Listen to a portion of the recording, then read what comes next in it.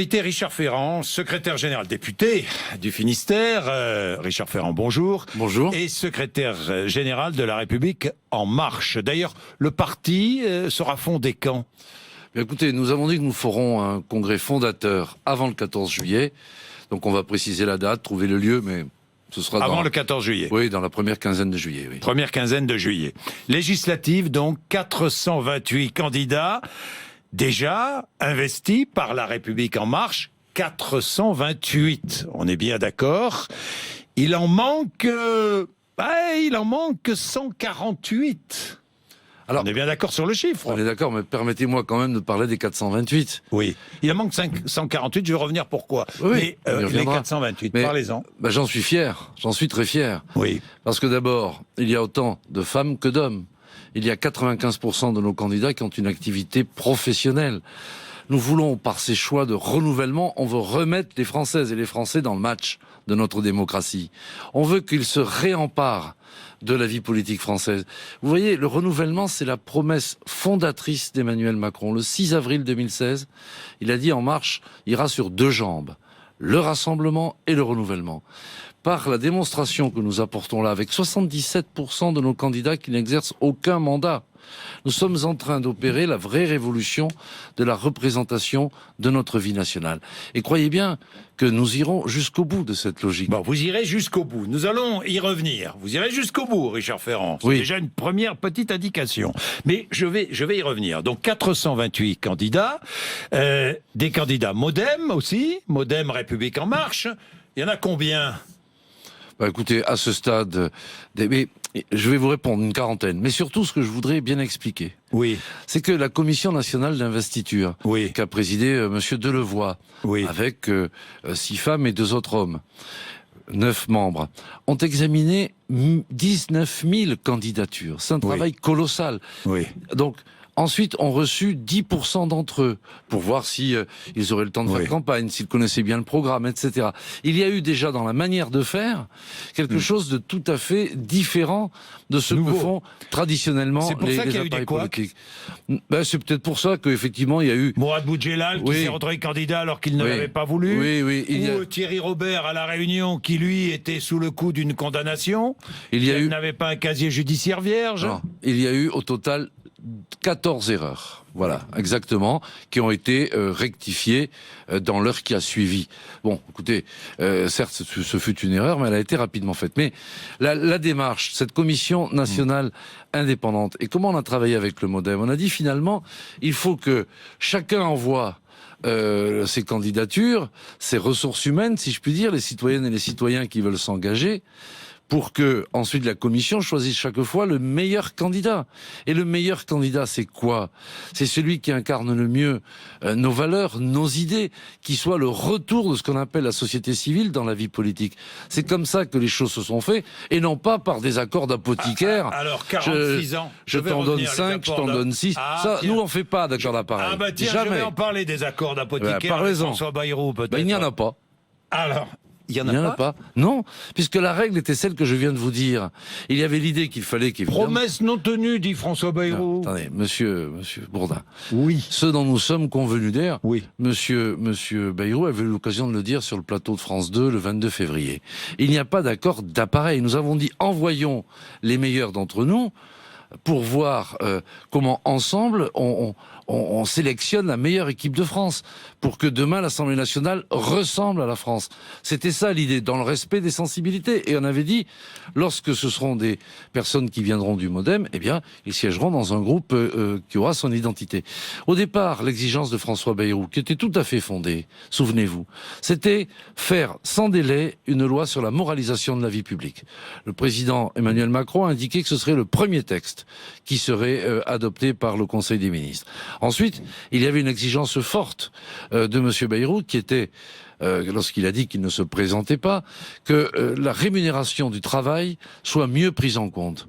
C'est ce qui a été fait dans l'ensemble du programme d'Emmanuel Macron. Donc les conditions de fond ont été réunies. Ensuite, comme vous le savez, depuis l'origine, En Marche est sur deux jambes, rassemblement, renouvellement. Par conséquent, il nous faut construire ensemble tout cela. Bon, et donc, alors, nous allons le construire jusqu'au bout. Concrètement, François Bayrou dit que les promesses n'ont pas été tenues. Concrètement, aujourd'hui, vous me dites qu'il y a une quarantaine de candidats En Marche et Modem. Est-ce qu'il y en aura plus ? Mais autant que nécessaire dès l'instant que ce seront les meilleurs et les meilleurs candidats. Vous avez dit c'est fini là. Non, je n'ai pas dit ça. Ah bon, vous n'avez pas dit ça ? Non. J'ai dit que... Non, pas du tout. Pendant ma conférence de presse, j'ai indiqué que nous continuerons à marcher ensemble ce chemin pour faire en sorte que... Est-ce qu'il y aura des candidats, encore de nouveaux candidats Modem, puisqu'il est exigeant, François Bayrou. Non, mais attendez. Ce qui est important, Monsieur Bourdin, c'est que ce soit les Françaises et les Français qui soient bien représentés à l'Assemblée nationale. Nous avons dit depuis le début... Si les candidats Modem sont bons, ils seront pris. Évidemment, et ils le sont d'ailleurs. Il y a d'excellents profils. Et donc, ce qui est important, c'est que, peu importe de savoir si... Vous savez, les Françaises et les Français qui ont été retenus, moi, je ne sais pas s'ils sont de droite, du centre ou de la gauche. J'en sais rien. On ne demande pas leur pédigré. On demande qu'est-ce que vous avez fait dans la vie. Est-ce que vous êtes engagé dans des associations? Est-ce que vous avez un métier? Voilà. Pourquoi vous êtes venu là? Qu'est-ce qui vous intéresse dans le programme d'Emmanuel Macron? C'est faire émerger. Que dites-vous ce matin à François Bayrou? Eh bien qu'on continue à marcher ensemble le chemin et que tout va bien se passer, voilà. C'est-à-dire tout va bien se passer, c'est-à-dire qu'il soit rassuré, quoi. Oui, mais vous savez, il n'y a rien de plus vieux qu'une colère de la veille. Ce qu'il faut, c'est avancer et tenir cette promesse fondatrice. Peu importe, finalement. C'est le renouvellement. Peu importe ce qu'il dit, quoi. Non, je ne dis pas ça. J'ai beaucoup de respect pour Monsieur Bayrou, bien entendu. Et il faudra l'entendre. Ce sont de vieux calculs politiciens. Non, mais ce qui se passe, c'est que quand vous renouvelez en profondeur, comme le souhaite le président Emmanuel Macron, et comme j'en suis le garant comme secrétaire général du mouvement, forcément, ça fait turbuler, si je puis dire, ça crée des turbulences dans les différents appareils politiques qui ont un certain nombre d'habitudes passées. Mais bon, on va y arriver. Vous préservez Manuel Valls ? C'est pas une question de préservation. Ah, il n'a pas de candidat La République En Marche face à lui. Je peux m'en expliquer. Oui. Si vous voulez, nous avons estimé qu'un ancien Premier ministre qui prend sur lui de quitter son parti d'origine pour demander l'investiture à La République En Marche, ça devait être examiné avec respect. On ne traite pas un ancien Premier ministre comme quelqu'un qui serait n'importe qui. Il faut quand même avoir du respect, y compris pour les institutions. Mais en même temps, il faut rien lâcher sur nos critères et ne pas créer de passe-droit. Qu'est-ce qu'on a constaté? On a constaté que M. Valls ne remplissait pas les critères, puisque nous ne voulons pas investir des gens qui ont déjà fait 3 mandats. Donc il ne remplissait pas ces critères et par conséquent nous n'avons pas investi.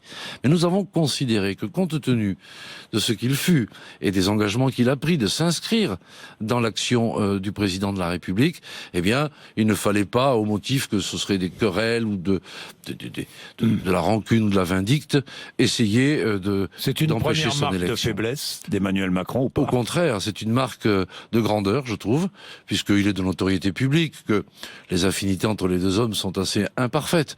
Eh bien, ils ne s'aiment pas, quoi. C'est une manière, les choses clairement. C'est une manière de marquer du respect et d'avoir, comment je vais dire, une sorte de mansuétude, de ne pas chercher les petites vengeances. Vous savez, la France, elle n'a pas besoin de ça.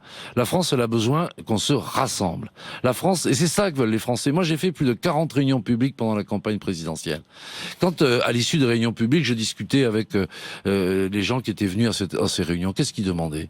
Ils demandaient qu'on arrête avec les querelles de boutiques politiques, que les politiques aériennes, ça suffisait, qu'il fallait mettre sur la table des solutions. François Bayrou, c'est de la politique aérienne, pardon. Oui, d'accord, c'est comme ça que les Français le voient. Mais peut-être, mais moi c'est pas mon sujet, c'est pas le sujet du président Macron. Donc, ce qu'il faut apporter, ce sont des solutions et dans le rassemblement. Les Français sont pas intéressés par des clivages artificiels.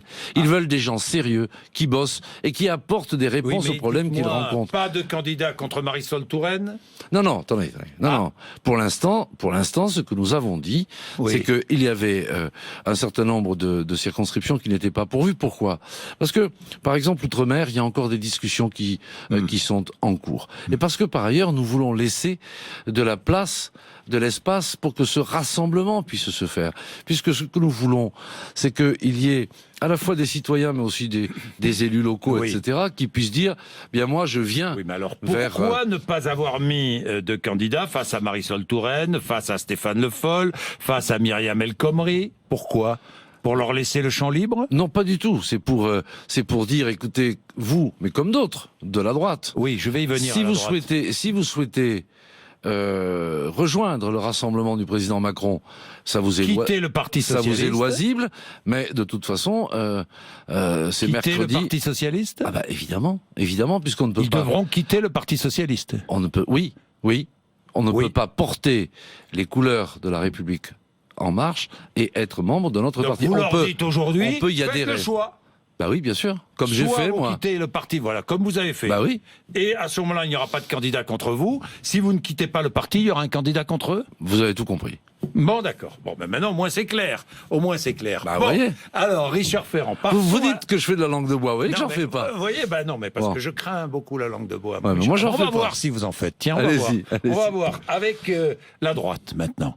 Vous avez réservé des circonscriptions pour éventuellement soutenir des hommes et des femmes élus de droite. On est bien d'accord. Oui, on a laissé des espaces vacants pour qu'ils puissent lever la main et dire « Écoutez, moi je suis prêt à m'engager pour le projet de la majorité présidentielle. » Mais il faut qu'ils le disent. Hein. Oui. S'ils veulent, ils font. S'ils veulent pas, ils font pas. Pour l'instant, il y en a peu. Hein. Pratiquement pas. Pour l'instant, il y en a peu. C'est exact. Bon. Ben, c'est pour ça qu'on la laisse un petit délai. Tout va dépendre évidemment du nom du Premier ministre, du choix du Premier ministre. On est bien d'accord. Sans doute, oui, ce sera ça l'élément déclencheur. L'élément déclencheur. C'est-à-dire que si c'est un Premier ministre de droite ou du centre qui est désigné, il y aura des hommes et des femmes de droite et du centre qui vont vous rejoindre. Vous savez, Emmanuel Macron, plusieurs fois pendant la campagne électorale, a dit, rappelez-vous, élément fondateur, on dépasse les clivages. Deuxièmement, on fait en sorte que dans notre représentation parmi les candidates et les candidats à l'Assemblée nationale, il y ait cette pluralité, ce pluralisme. Et enfin, il a dit qu'il souhaitait constituer un gouvernement où la société civile aurait une large place, mais où aussi ce gouvernement incarnerait ce dépassement, des clivages. Des clivages. Donc, vous savez, Emmanuel Macron, il a toujours fait ce qu'il a dit depuis le 6 avril 2016, date de création d'En Marche, et croyez bien qu'il s'arrêtera pas en chemin. Donc il ira au bout du renouvellement. Permettez-moi de vous dire que justement, il n'est pas encore installé à l'Élysée, que ce que nous avons démontré hier par la nature même de nos candidates et de nos candidats, eh bien c'est que sa promesse fondatrice du renouvellement, elle est tenue. Donc il ira au bout du renouvellement. Mais bien sûr, il l'incarne et c'est une nécessité absolue. Ça veut dire aller au bout du renouvellement, c'est désigner un Premier ministre de droite et du centre. Vous êtes d'accord ? Oh bah écoutez, vous savez, le renouvellement n'est pas incarné par une sensibilité politique. Attendez. Attendez. Est-ce que ce serait un signe de renouvellement? Monsieur Bourdin, je vois bien que vous le regrettez, mais je ne suis pas président de la République. Et par conséquent, ce n'est pas moi qui vais nommer le Premier ministre, et ce n'est pas moi qui vais faire état de rumeurs ou autre. Est-ce que vous savez qui sera désigné? Non. Franchement, je ne le sais pas. Vous me le dites, vous ne savez pas? Je ne le sais pas.